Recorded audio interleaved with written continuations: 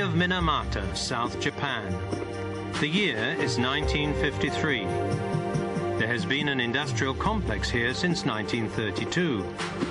The Kiso company set up a factory to manufacture plastics. As part of the industrial process, Kiso used mercury as a catalyst, and of course the residue ended up in the bay. Minamata was also a fishing community at the time. Around the middle of 1953, the first signs appeared that something was badly wrong. Seabirds were found poisoned. Domestic animals started to act in a strange way. The inhabitants of Minamata started to suffer problems with sight and also to have difficulty with motor coordination. It took 3 more years for doctors to discover that the sickness of the birds, the animals, and the people had something in common: mercury. Dr. Mizasumi Arada, visiting and studying the sick people, made the diagnosis. The results of the hair tests on the inhabitants of Minamata showed that the symptoms of the sickness appeared with 45 or 50 parts of mercury per million particles. In Minamata, the levels of contamination were very high. After all, the fish is the basic food of the Japanese people. In 1973, the Japanese government recognized Kiso's responsibility and obliged the company to indemnify the victims. However, 1,300 persons died, and many others are to this day without hope of survival.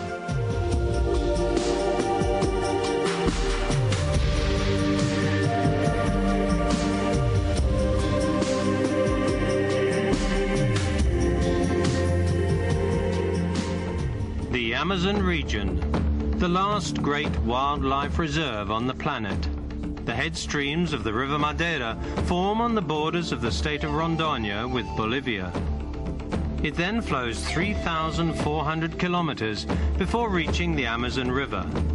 It is one of its larger tributaries. Gold prospecting started here in 1979. The greatest threat to the environment is the use of mercury to separate the gold from the gravel.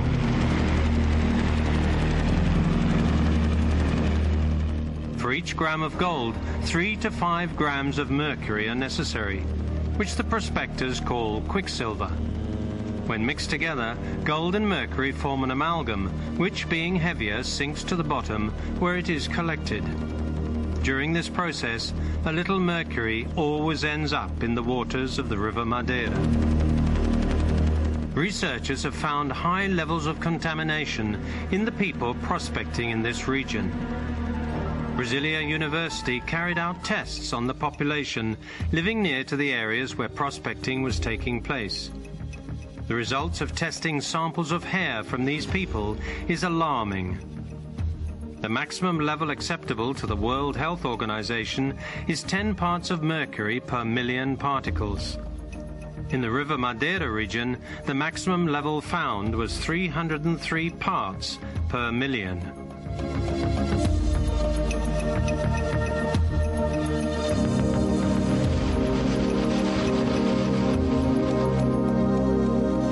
To the riverside population, the cost of gold is high. The fish is contaminated.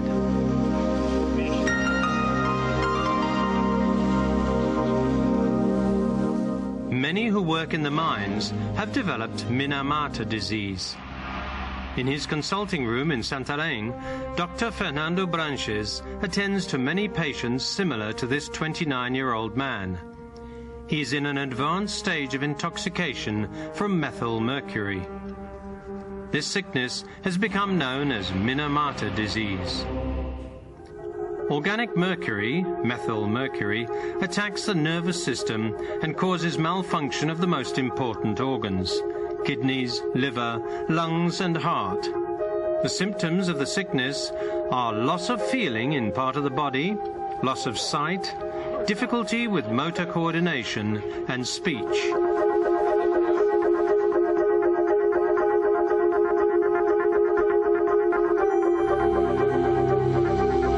O médico teve The doctor has to be on the alert because he could be treating a case of mercury contamination and diagnosing something else, causing the patient to continue for a long time with the same symptoms and all the time getting worse.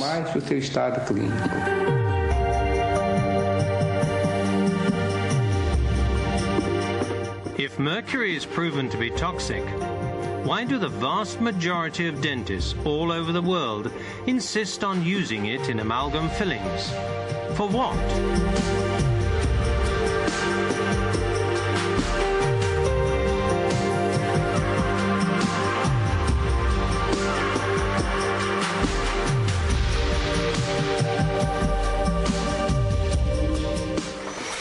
My name is Olímpio Faisal Pinto. I come from a family of dentists. Both my parents are dentists, and their struggle with mercury began in the early 1920s, when my father first read this book and found German scientists reporting the use of mercury and its problems in dentistry.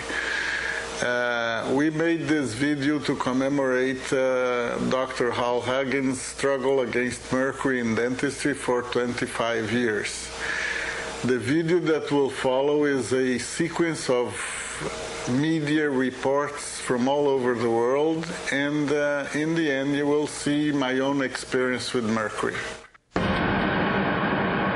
No exposure is the best exposure, and the best thing to do would be to stop using this material so that we don't have another generation of people chronically exposed to a heavy metal.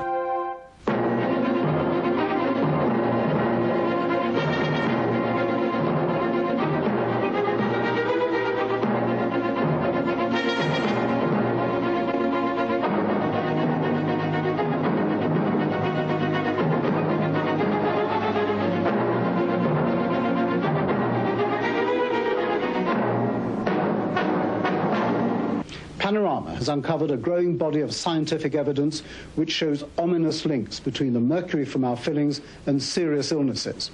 We also reveal an uncomfortable background of complacency and ignorance within the British dental establishment and apathy in government, which is helping mask the truth about the dangers of the poison in your mouth.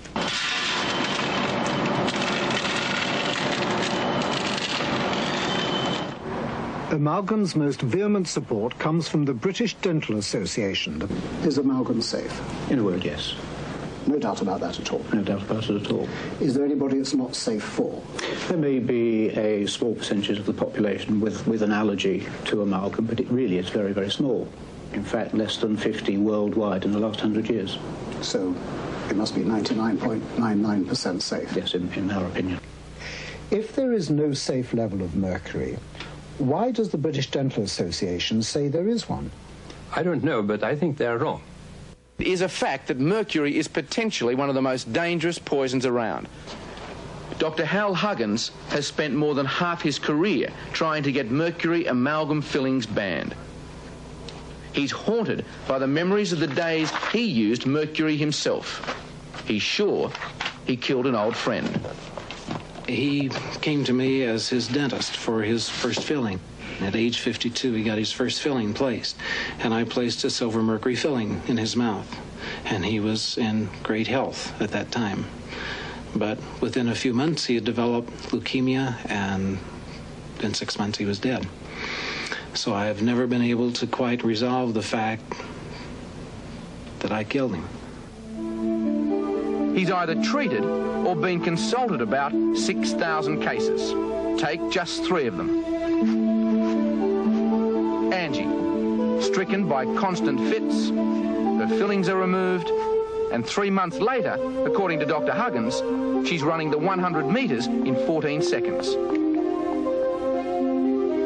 Robin, before her fillings were taken out, disfigured by these lumps. 1 month later, you wouldn't recognise her.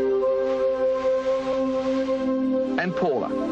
Huggins says she had to crawl from room to room. Just 24 hours after her fillings are taken out, she's walking for the first time in years. I don't think that humanity deserves to have to go through the suffering that I have seen in this room, in my office. Mrs. Mary Francis was 7 months hovering between life and death. She was dying. I was allergic to everything I ate but about 4 things. Doctors had no answer, so she turned to Huggins for help. He saved my life.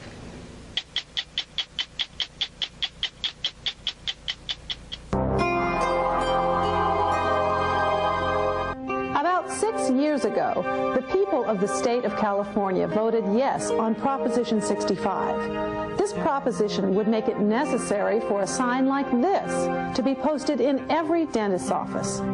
You won't see this sign in your dentist's office because a federal judge ruled against the California voters' right to be warned of this danger, a suit instigated by dental amalgam manufacturers and supported by the American Dental Association. Proposition 65 is now back in force in California for every office in which more than 10 people work. The case against requested an interview with the American Dental Association and California Dental Association, and they both declined. However, they sent us a document dated 1991 that states unequivocally, amalgam is safe. Safe? These men are handling old amalgam tooth fillings for recycling. Once removed, what had lived inside our mouths for years is suddenly treated as the dangerous poison it's always been. Mercury is so toxic that at certain levels it drives people mad, but even the tiniest amounts are regarded as unsafe. At lower levels, and no one quite knows how low they are, the metal attacks the brain and the central nervous system, producing symptoms which include nervousness and irritability, lack of concentration, loss of memory and self-confidence, mood swings, anxiety, depression, fatigue and insomnia. 1 atom of mercury kills. There is no safe limit. There's no safe level. You have seen how the national and international media treated the subject of mercury in the world. Despite all that documentation, our profession has not yet recognized the importance of the subject. Now I'd like to take a few scenes to show you a few of my cases and a little of my own struggle. My problem started in 1958 when I came to the University of Georgetown to work on a master's degree. In my early bibliographical studies, after having found over 100 publications, there was one that completely solidified my conviction that mercury was deadly.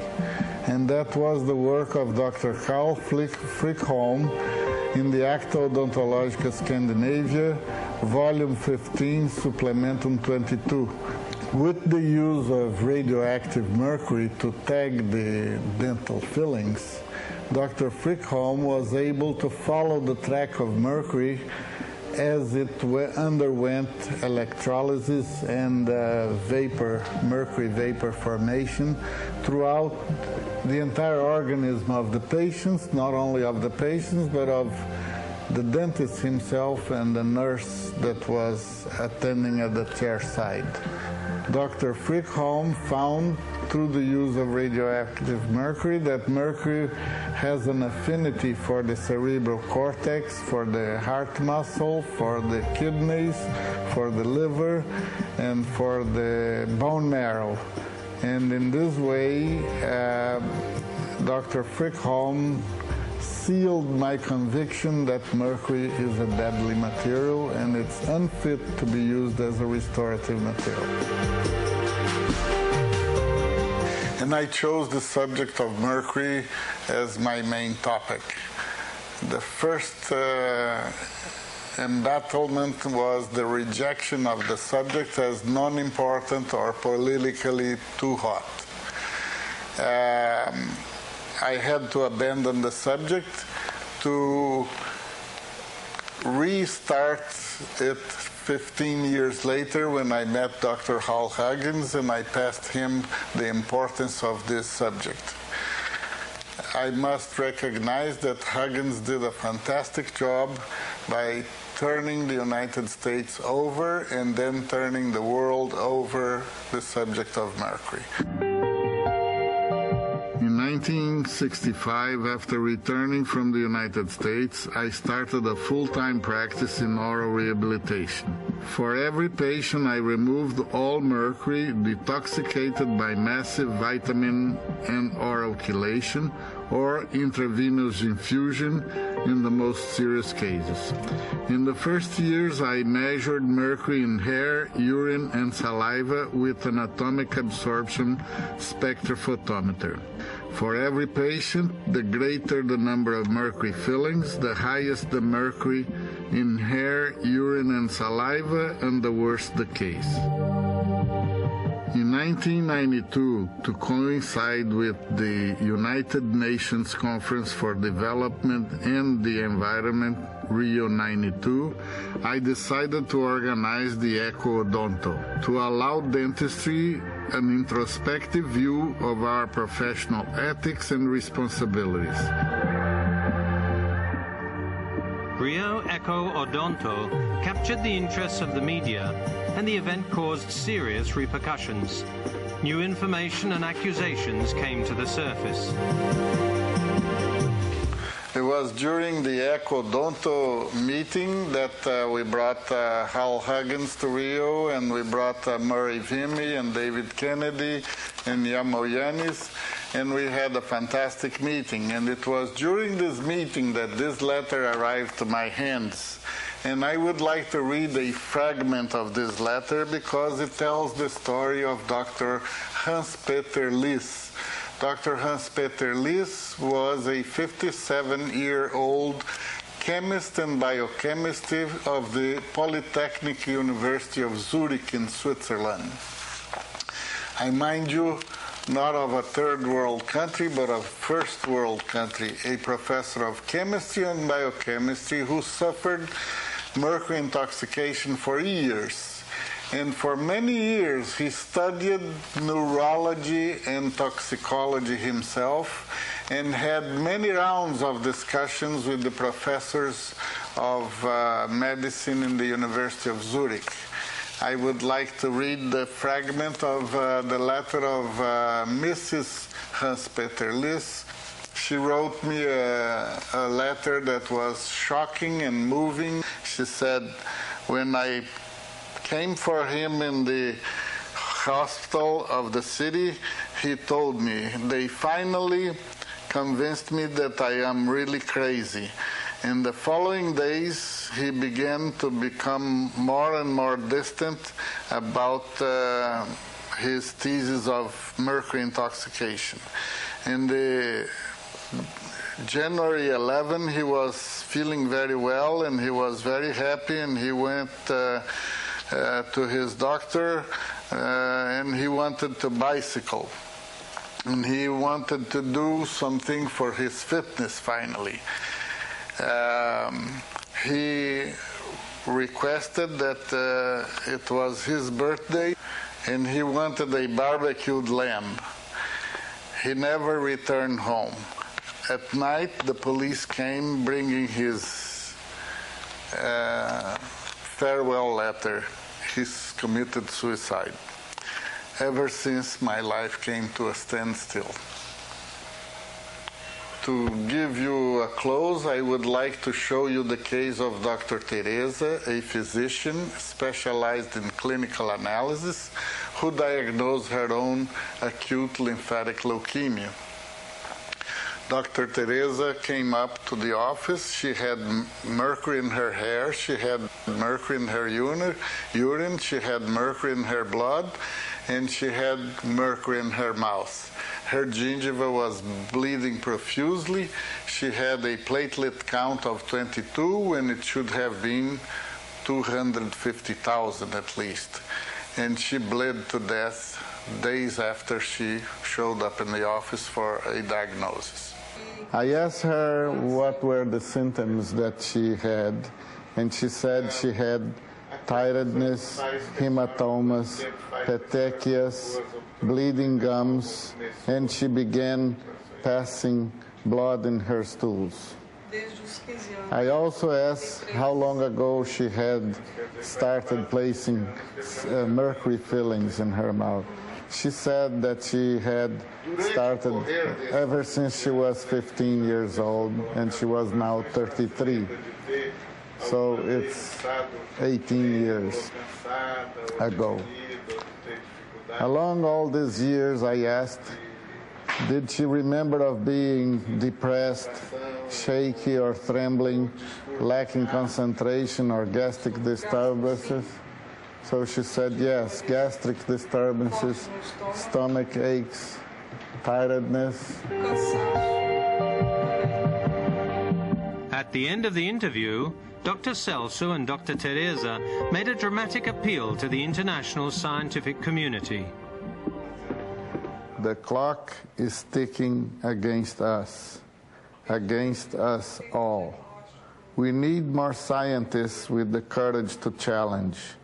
We need more investment in education for prevention and more knowledge in biocompatibility of materials so that no more families have to face the trauma and the agony of such improbable flight.